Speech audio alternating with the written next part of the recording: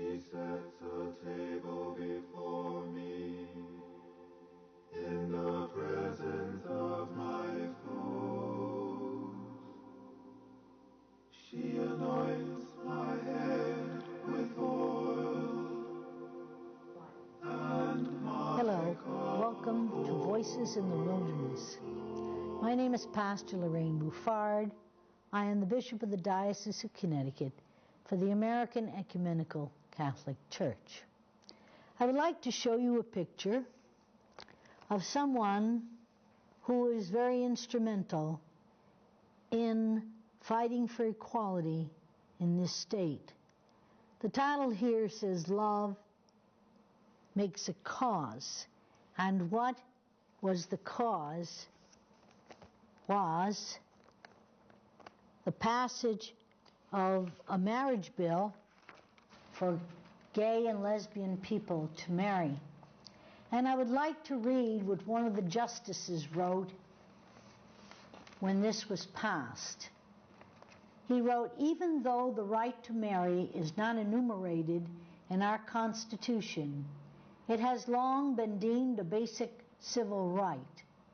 Although we traditionally have viewed that right as limited to a union between a man and a woman, if we have learned anything from the significant evolution in the prevailing societal views and official policies towards members of minority races and towards women in the past half-century, it is that the most familiar and generally accepted social practices and traditions often mask unfairness and inequality that frequently is not recognized or appreciated by those who are not directly harmed by those practices."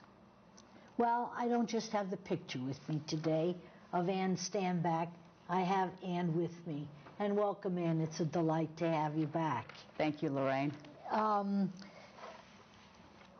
Who would have thought, I'm sure like most people, there are many of us who thought, well, I'll never live to see the election of an African-American man to be president of this country, or that marriage will become a legal reality for people like us who are gay, lesbian. But it happened. And November 2008 will go down in the history books as one where this country really has shown what it's all about. And why was it important for this Marriage Act to be enacted? I think that the most important reason was that our families and our relationships are equal. They should be valued. And as your viewers probably know, we had something in Connecticut called civil union. It provided all the rights and responsibilities and protections to same-sex couples that married couples got in state law, but it did not provide the full citizenship. It did not provide the word marriage. That word is a protection in itself because it is universally understood. And there was such confusion around civil union for so many people that by having the Connecticut Supreme Court say these relationships are valued and they should be treated equally under our state law, that is of great significance.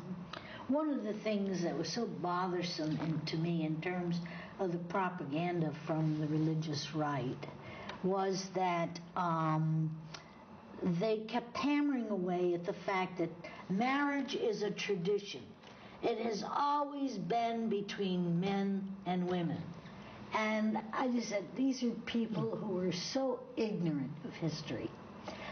It isn't, it's like, it's almost as if God was standing there, or somebody from some church was standing there in the garden, and they were saying, now this is it, Adam and Eve, get together here, this is going to be the beginning of the tradition of marriage. We know marriage evolved and it's still evolving. Sure. I mean, it's not the same in every culture. It's different in every culture. So that argument, is just mind-boggling. We were not first to have a marriage. What are some of the other states in the United States that have protection in this way for marriage? Well, right now there are only 2 states. Massachusetts was the first, and now we have Connecticut. In June of 2008, California actually became the second state to allow same-sex couples to marry. But with the passage of a ballot question called Prop 8 on November 4th, gay and lesbian couples in California lost the right to marry, which was just heartbreaking. But I think they will eventually win that back. But right now it is only Massachusetts and Connecticut. Now there are a number of other states that have civil unions. As Connecticut passed in 2005. Vermont was the first state. We have New Jersey, Oregon, and New Hampshire, all with civil unions. We have Washington and California actually has a domestic partnership law. The District of Columbia has a domestic partnership law.